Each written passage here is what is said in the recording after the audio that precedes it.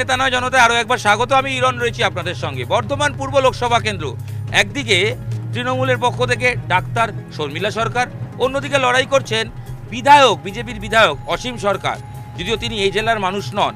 অন্যদিকে বামেদের প্রার্থীও রয়েছেন নীরব খা। লড়াই কতটা হাড্ডাহাড্ডি জানবো নেতা নয় জনতায়।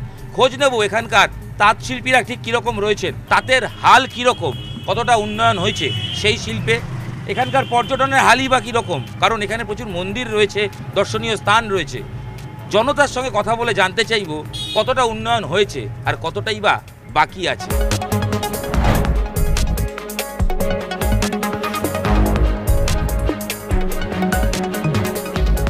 কালনার হাল কিরম বলবেন স্যার? আগের মিউনিসিপ্যালিটিতে অনেক ভালো কাজ হয়েছিল, রাস্তাঘাট এবং আলোর এবং ড্রেনের পরিষ্কার জলের ব্যবস্থা ছিল। বর্তমানে সেটা থেকে অনেকটাই সরে এসেছে। কাজ হয় কিন্তু সেটা অতটা আগের মতো করে হচ্ছে না। কাজ হচ্ছে কিন্তু আগের মতো স্যাটিসফাইড নয় সবাই। কোন ইস্যুটা খুব গুরুত্বপূর্ণ কালনার এবারের ভোটের ক্ষেত্রে? লোকসভা ভোট যেহেতু, তাই বলবো যে কালনা এবং শান্তিপুরের মধ্যে ব্রিজের যে ঘটনাটা দীর্ঘ কয়েক বছর ধরে চলছে, হচ্ছে না কেন? হচ্ছে না কিছুটা রাজনৈতিক সদিচ্ছার অভাব বলেই আমার মনে হয়। তাছাড়া প্রশাসনভাবে হয়তো অর্থের অভাব রয়েছে বলে মনে হয়। রাজনীতিতে দল বদল কীভাবে দেখেন? কারণ এখানকার এমপি সুনীল মণ্ডল, প্রাক্তন এমপি আর কি, বিদায়ী এমপি, তিনি দুবার জিতলেন তৃণমূলে, মাঝপথে বিজেপি গেলেন, এখন আবার তিনি নাকি তৃণমূলে ফিরেছেন। তো এই যে এর প্রভাব কি আছে? অবশ্যই আছে, কারণ মানুষ যাকে বিশ্বাস করে ভোট দেয়, যে রাজনৈতিক দলের প্রতীকে ভোট দেয় এবং যাকে বিশ্বাস করে ভোট দেয়, সেই মানুষ ভোটে জেতার পরে যখনই হচ্ছে সে অন্য দলে স্থানান্তরিত হয়, যারা তাকে ভোট দিল তাদের সঙ্গে এটা বিশ্বাসঘাতকতা হলো এবং তারা যে উন্নয়নের চিন্তাভাবনা নিয়ে ভোট দিয়েছিল সেই উন্নয়নটা হলো না। তারা ভীষণভাবে হতাশ হচ্ছে এবং এর প্রভাব কিন্তু এই বছরের ভোটে পড়বে, অবশ্যই পড়া উচিত। ডাক্তার শর্মিলা সরকার রাজনীতির ব্যক্তি নন, তাকে তৃণমূল দাঁড় করিয়েছে। অন্যদিকে একজন গায়ক, কবিয়াল, অন্য জেলা থেকে এই জেলায় এসছে, আর একজন শিক্ষক। লড়াইটা কীরকম? বাইরে থেকে কাউকে তুলে এনে এখানে দিলে সেই প্রার্থীকে এখানকার তাদেরই পার্টির সদস্যরা মেনে নিচ্ছে না। আর কালনাতে ডক্টর শর্মিলা সরকারের সেই রকমভাবে প্রভাব নেই, তৃণমূলের যা প্রভাব সেই অনুযায়ী তিনি যা ভোট পাবেন। লোকসভা ভোট ইস্যু তাহলে কি হওয়া উচিত, স্থানীয় না দেশের?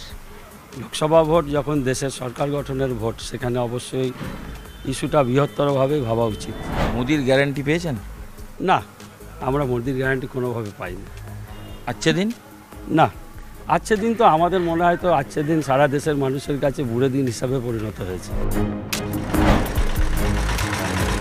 লালন বলে জাতের কি রূপ, লালন বলে জাতের কি রূপ, দেখলাম না এই নয়নে, সব লোকে কহে লালন কি যার সংসারে। কেমন আছেন এখানকার বাসিন্দা হিসেবে? ভালো আছি। ব্যবসা বাণিজ্য ভালো? ব্যবসা টুকটাক করে। এখানে পরিবহন, এই তো রাজবাড়ি, শিব মন্দির, লোকজন কিরকম আসছে? লোকজন ভালো। এখানকার ভোটার, ভোট দেবেন তো? হ্যাঁ, অবশ্যই ভোট দেবো। এই যে ভোট দেন, কি প্রত্যাশা নিয়ে দেন? দিই তো একটা সরকার গর্ব, স্থায়ী একটা সরকার হোক, কিন্তু ভোট দিতে গেলেই তো সমস্যা বেঁধে যাচ্ছে। কেন? গত নির্বাচনে ভোটটা দিতে পারিনি, এটাই দুঃখ। আপনার ভোট কে দিল? আমার ভোট আমার ভাইরা দিয়েছে, দাদারা দিয়েছে। কোন দাদারা এরা? অত বললে অসুবিধা আছে? আচ্ছা, এবার দিতে পারবেন মনে হচ্ছে? আশা করছি।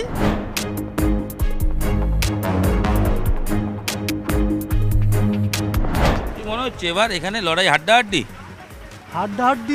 এখানে হাড্ডাহাড্ডি বলতে তৃণমূল আর বিজেপির মধ্যে লড়াই হবে, হাড্ডাহাড্ডি লড়াই হবে। এবার কে জিতবে কে হারবে বোঝা মুশকিল। সিপিএম এখানে ছিল, তারা কোথায় গেল? সিপিএমটা বেশিরভাগটা এখন রামে চলে গেছে, বিজেপির দিকে। তাই? অল বাম টু রাম। একদম। এখানকার এমপি ছিলেন সুনীল মণ্ডল, দুবার জিতেছিলেন 2014 থেকে। কাজ করেছেন? কোনো কাজ করেনি, মানে একদম বিগ জিরো। তাই? একদম। তাকে দেখা যেত না, একদম এলাকায় আমি তো অন্তত পক্ষে কোনোদিন দেখিনি। উনি দুবারের এমপি ছিলেন, আমি তো অন্তত পক্ষে একবারও আমি নিজে সচক্ষে দেখিনি এখন। উনি তো বিজেপিও চলে গেছিলেন মাঝে, আবার ফিরেও এসছেন। তো তৃণমূলে টিকিট পেলেন না? তৃণমূলে নাকি প্রচুর গোষ্ঠীদ্বন্দ্ব আছে। হ্যাঁ, কানলায় প্রচুর গোষ্ঠীদ্বন্দ্ব আছে, এটা মানতে হবে। কটা গোষ্ঠী? মোটামুটি তো এখন দেখা যাচ্ছে একটা, দুটো, তিনটে। এই তিনটে কারা, যেমন গুনলেন আপনি? আমি নাম বলতে পারবো। অসীম সরকার কেমন ক্যান্ডিডেট? উনি তো বহিরাগত। নদীর ওপার থেকে এসছেন। উনি হরিণঘাটার এমএলএ ছিলেন। একজন বিধায়ককে এমপি ভোটে দাঁড় করিয়ে দেওয়া কীভাবে দেখেন? এটা ঠিক না।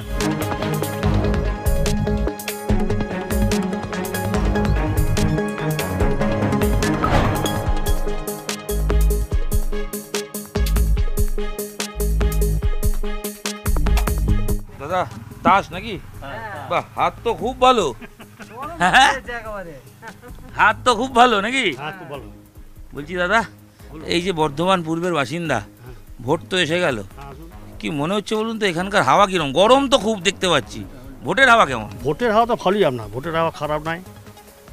ভোটের হাওয়া এখানকার মানুষ খুব ভালোভাবে ভোট দিচ্ছে, দেবে। এখানকার মানুষ খুব উজ্জীবিত, ভোট আসছে, খুব ভালো জিনিস। আমরা স্বতঃস্ফূর্তভাবে ভোটটা দেবো। এখানকার তাঁত শিল্প, সেই তাঁতের হাল কি? তাঁতের হাত এখনো ভালো নয়, তাঁতের হাত ভালো নয়। কেউ দেখে না এগুলো? কোনো সরকার বা নেতারা, এই যে এমপি হন, কোনো উদ্যোগ নেননি?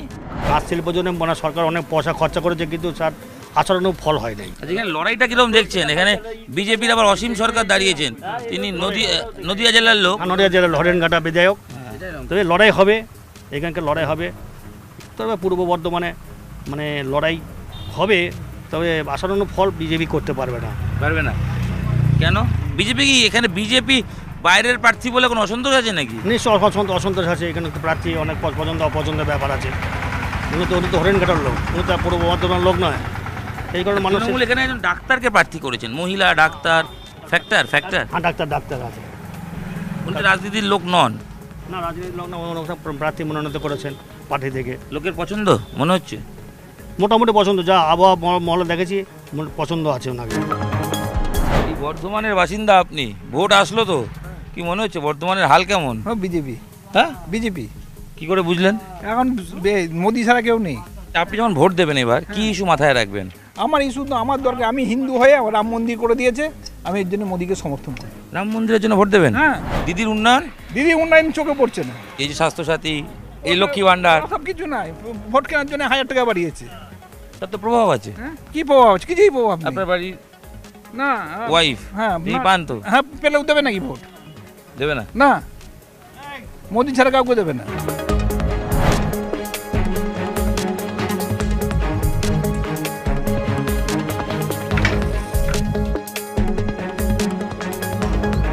এই তাঁতের কাজ আপনি তো করেন, কত বছর হলো? আমি 13 বছর থেকে করি। আপনার বয়স 13? বয়স 13 বছর বয়স থেকে আমি কাজ করি। আর এখন? এখন প্রায় 68 থেকে 69 বয়স। তো প্রায় 50 বছর হয়ে গেল। হ্যাঁ, হ্যাঁ, হ্যাঁ। 50 বছর দেখলেন তাঁতের হাল কিরকম? এখন বর্তমানে খুবই খারাপ। এর জন্য যে অনুদান, কোনো সরকারি অনুদান আপনারা না, পান? আমাদের কোনো অনুদান কিছুই পাই না আমরা। এই যে ভোট আসবে, ভোট দেবেন তো? হ্যাঁ, ভোট দেবো। দেবেন? হ্যাঁ। এই অঞ্চলে এমপি হিসেবে বিগত বছরে যিনি ছিলেন বা তার আগেও তিনি জিতেছিলেন, তার তরফ থেকে কোনো এর উদ্যোগ নেওয়ার ব্যাপারে কথা শুনেছেন? না, শুনিনি কোনো কথা।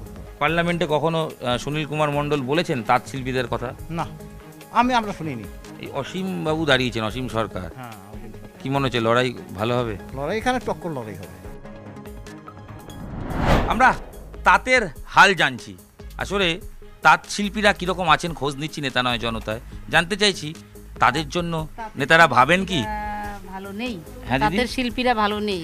আমি প্রশ্ন করিনি, আপনি মনে আমার কথা শুনেই বলে দিলেন নাকি? হ্যাঁ, তাঁত তো বর্ধমান এই অঞ্চলে কানলা, ধাত্রীগ্রাম বা এই বর্ধমান পূর্বের বিস্তীর্ণ এলাকায় তাঁত শিল্পী ছিলেন, এখনো আছেন তো? তাঁত শিল্পী অনেকে ছিল, এখন তাঁতের কাজ কেউ করে না। অল্প অল্প দুই একজন করে, তা না তাঁত চলে না তো, তাই করবে কি করে তাঁতিরা? বর্ধমান পূর্বে এসে খোঁজ নিলাম তাঁতিদের, তাঁতের হাল কীরকম, তাঁত শিল্পীরা অনুদান পাচ্ছেন কি, তাদের উন্নয়ন কতটা হয়েছে। খোঁজ নেওয়ার পর বোঝাই যাচ্ছে শিল্পীরা খুব একটা ভালো নেই। তাদের পাশে এসে অবিলম্বে প্রত্যেকটা দলের দাঁড়ানো উচিত, কারণ বাংলার ঐতিহ্য এই তাঁত শিল্পকে বাঁচানো প্রয়োজন। নিশ্চয়ই এখান থেকে যিনি জিতবেন তিনি এই মানুষদের কথা ভাববেন এবং পুনরায় যে বন্ধ হওয়া তাঁতের কলগুলো রয়েছে সেগুলো আবার চালু হবে, এই প্রত্যাশাই থাকবে নেতা নয় জনতায়।